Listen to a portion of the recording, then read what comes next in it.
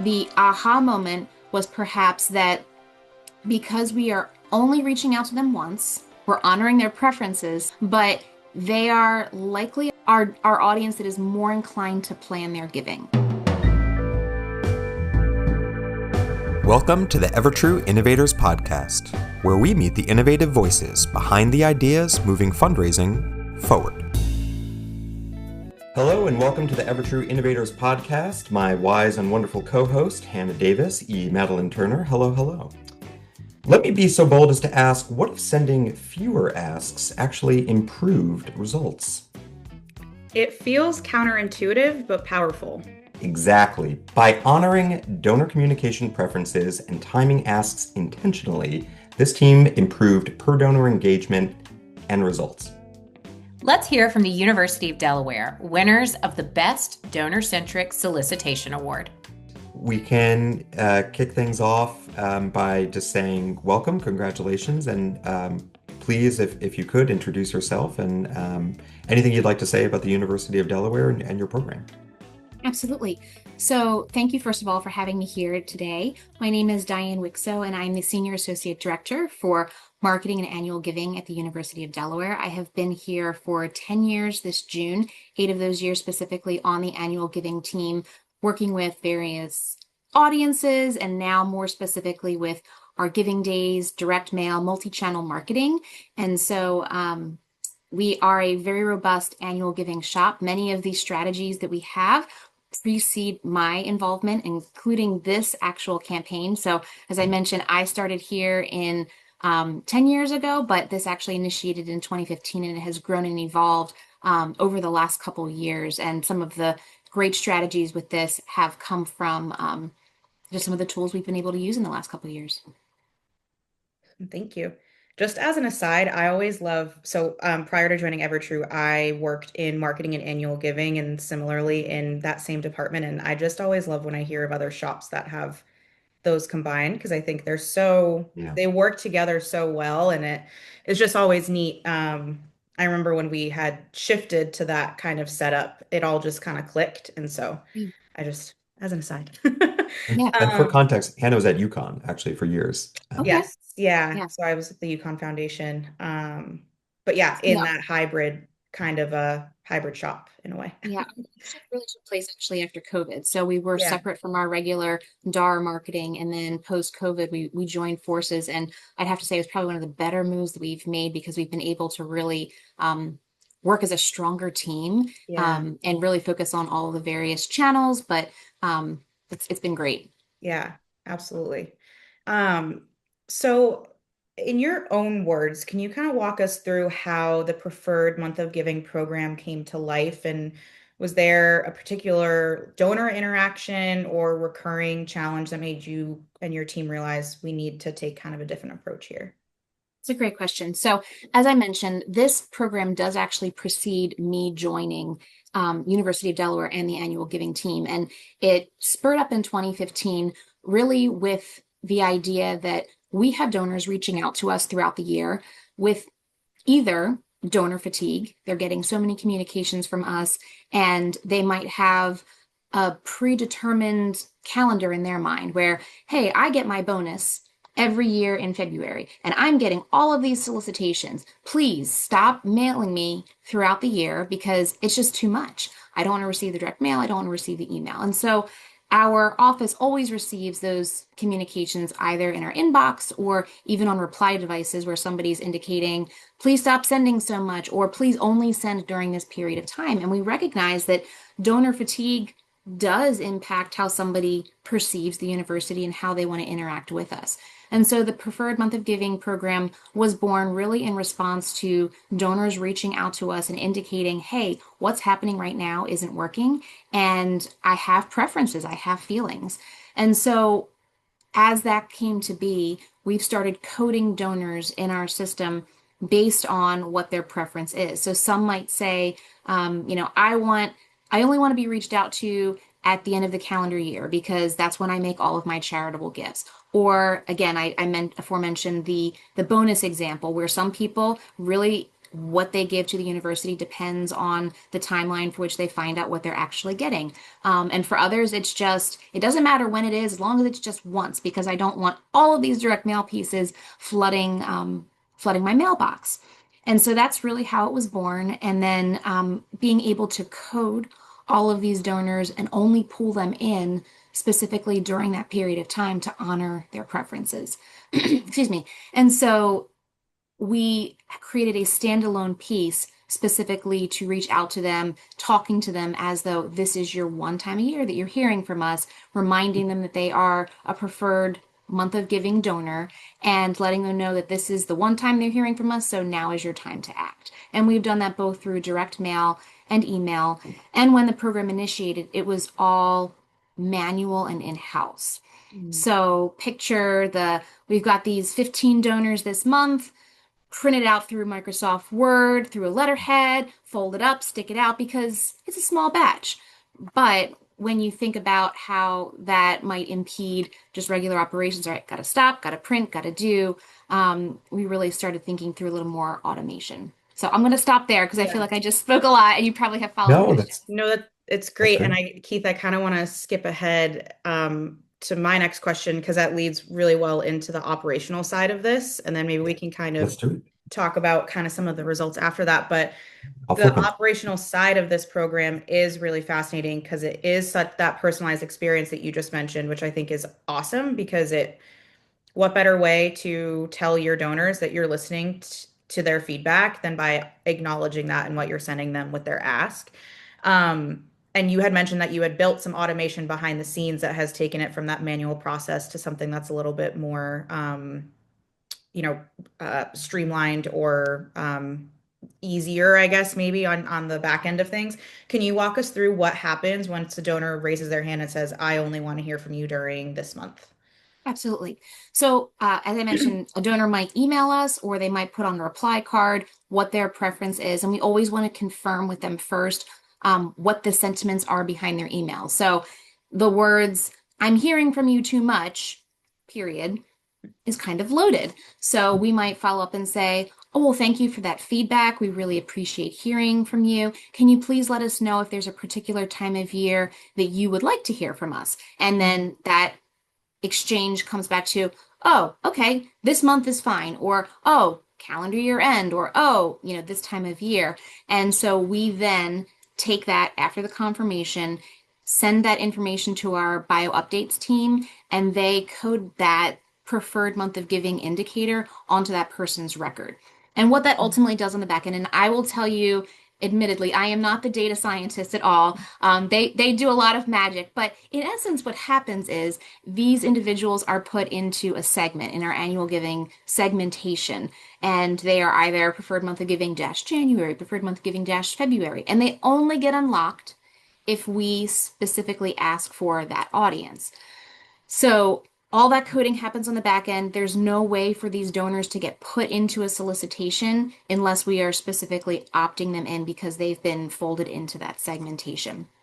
But what ended up actually being sort of the way to operate for us is having an automated report that gets generated. And so I can go into our portal, pull a report and say, I want the preferred month of giving donors for the month of May.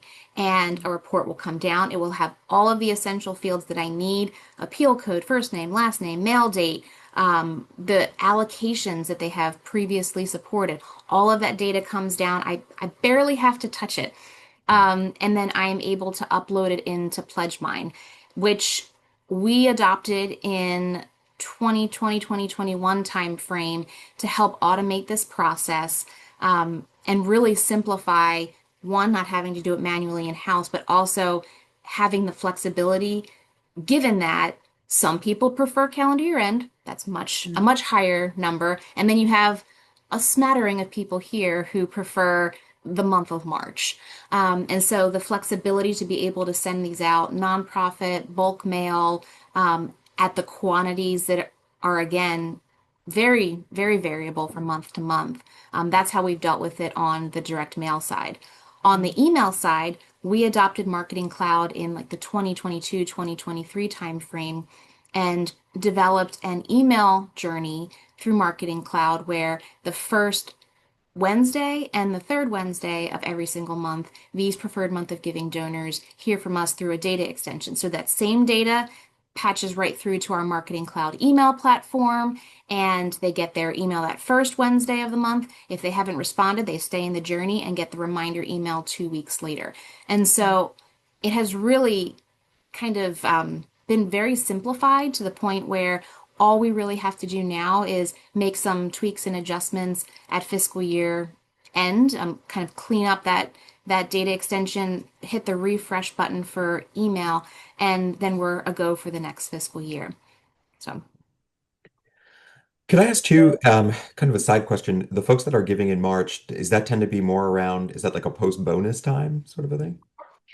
I'm not exactly sure. I'm not exactly sure who fits into which categories, but I do know that we do have peak months. We do have Yeah. the calendar year and the fiscal year end, even just because again, where people might be getting those where their trends are for giving. But I don't exactly know why people pick the months they pick. July is our quietest month, though, because people have just made their gifts and it's kind of a reset period. We don't have anybody really telling us that they want to make their gift in July. It doesn't help them for tax purposes or for fiscal year end. Yeah. Well, they're also at the shore probably pruning their hydrangeas at the time too. Yes, yes. Take it all the way back, full circle. Yep. Thinking about the results, kind of that aha. Something that's stood out in this story too is just how the segmented audience is actually giving at a much higher level than the broader appeals. And we are very curious, when did you start realizing, when was the aha moment? When did you realize this strategy is working? And were there any specific donor responses or moments that surprised you along the way? So I think as I have started managing this program in the last 3 to 4 years, really trying to pull the data to see is what we're doing working. And I've always tended to look at donor counts, dollar counts, and the type of piece that we've sent out. So we Mhm. started off with a letter appeal, and then we've gone to a self mailer. And so you're always looking from the standpoint of is the piece, are people responding to the piece? Are they opening it up? Are they reading? Are they actually doing anything? And then when you drill down to gift amounts, I was seeing that we were having a lot of gifts $500, $1,000, $1,500. And the aha moment was perhaps that because we are only reaching out to them once, we're not annoying them, first of all. We're honoring their preferences, second of all, but they are likely our audience that is more inclined to plan their giving, whether that is because they are an older audience, they have habits, they have behaviors, they only give at certain times of the year, or they're the audience that January is the March of Dimes, and February is, the SEALs Club, and March is University of Delaware. Who knows? But there are those who truly plan out their giving, and they have maybe a fixed income, and they determine this is how I'm going to space out my giving throughout the year. But we were noticing that while it's a smaller audience, and admittedly, the number of people who are part of the preferred month of giving is small, but those who are responding to it are giving their quality gift. Again, because we're honoring them, but because they're planning it out and they're being very strategic, either in the time of year or what fits into their philanthropic activities. Did I answer that question fully? Yes, yeah, absolutely. And ultimately, I'm sure it's exciting once it started, proving to actually be more effective than casting that wide net, which we often see. I do think that there's, in some of the previous stories, there can certainly be a lot of pressure to just ramp up solicitations, almost as much as possible because people often worry things fall through the cracks. Maybe they missed it, but I really do think that I agree. I think you're right that there is definitely a subset, the folks that say specifically when they would like to be reached out to, they have to be much more inclined to be ready to give at the time, Mhm. and it's great to see the point was proven. Yeah.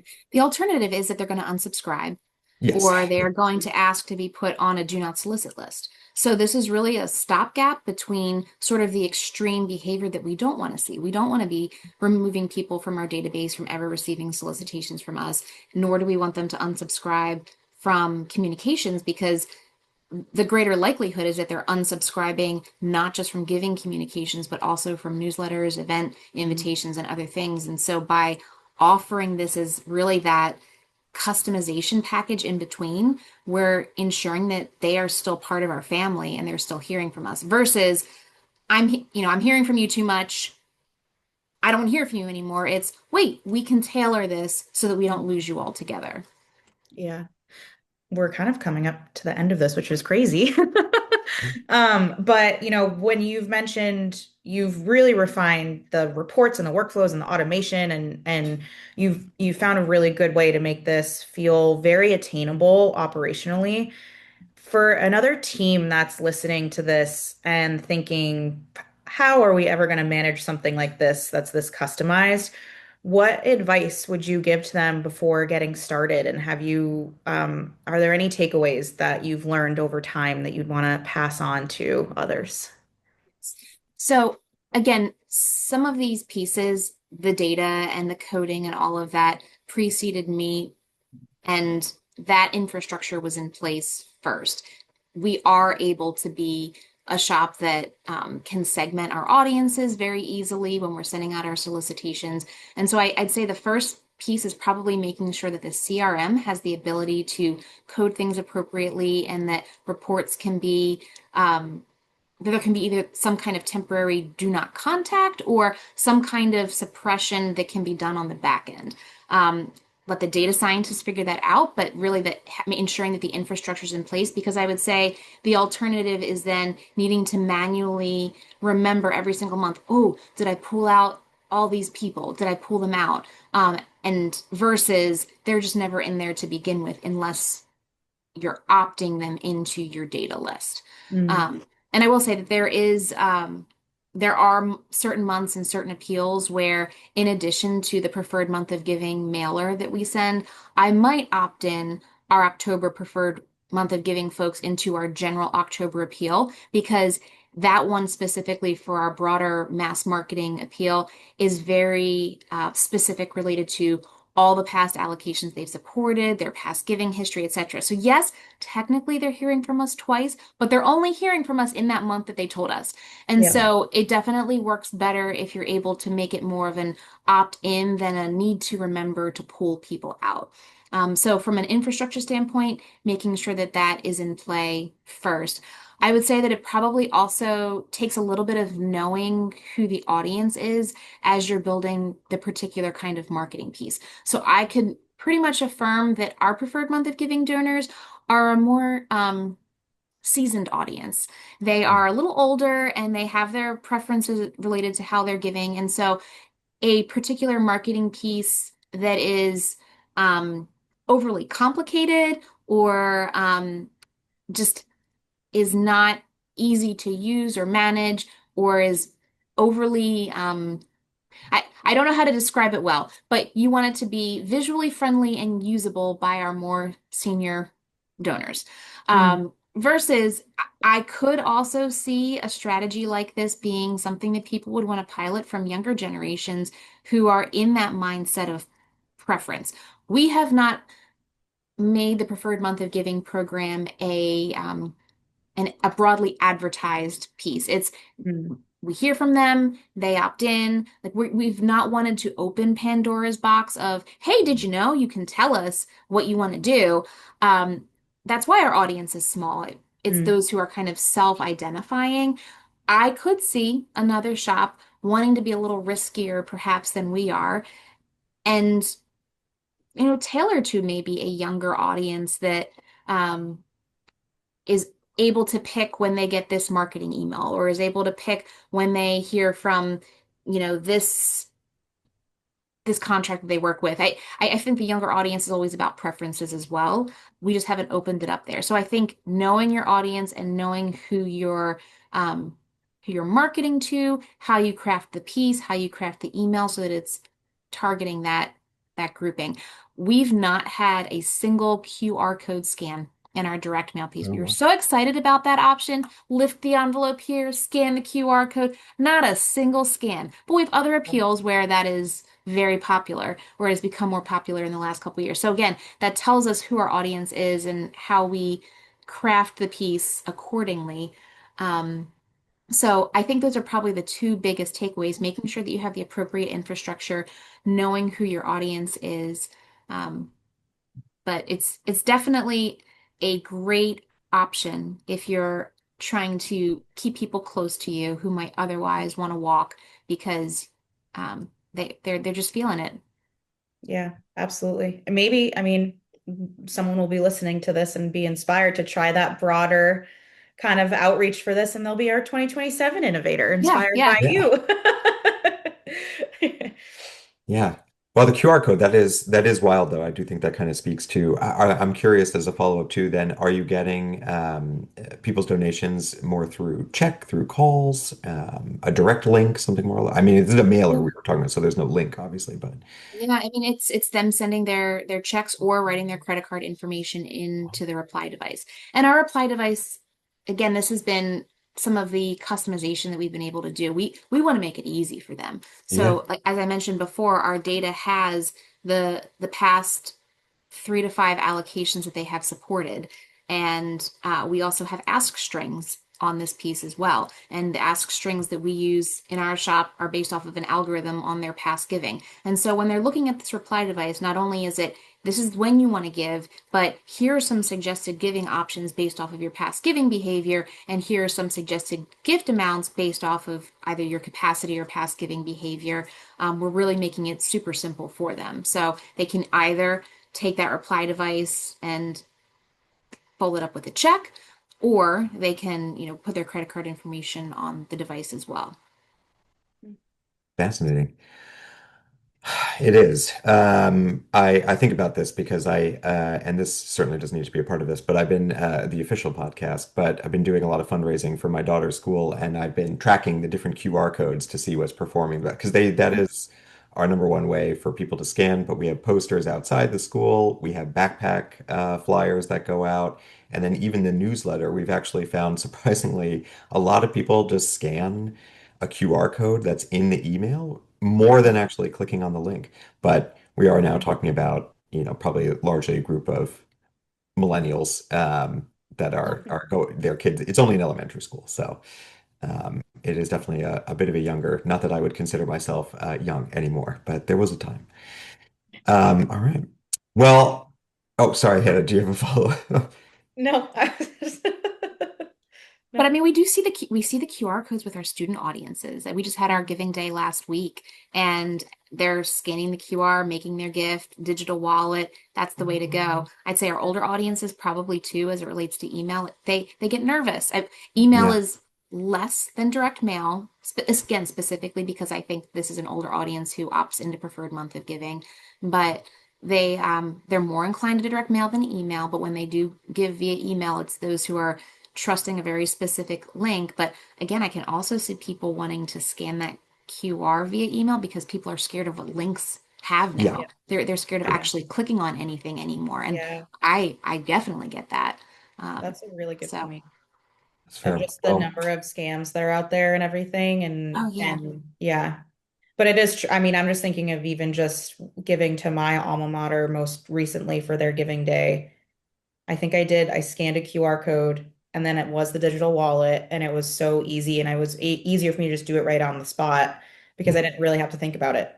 Well, Dan, I want to say thank you so much for joining. Thank you so much for sharing insights, strategy, results, even just love the hypotheticals you threw out for potentially other shops that are, looking to roll the dice maybe a little further with different audiences. And above all, congratulations on winning the Best Donor-Centric Solicitation Award for this year's EverTrue Innovators.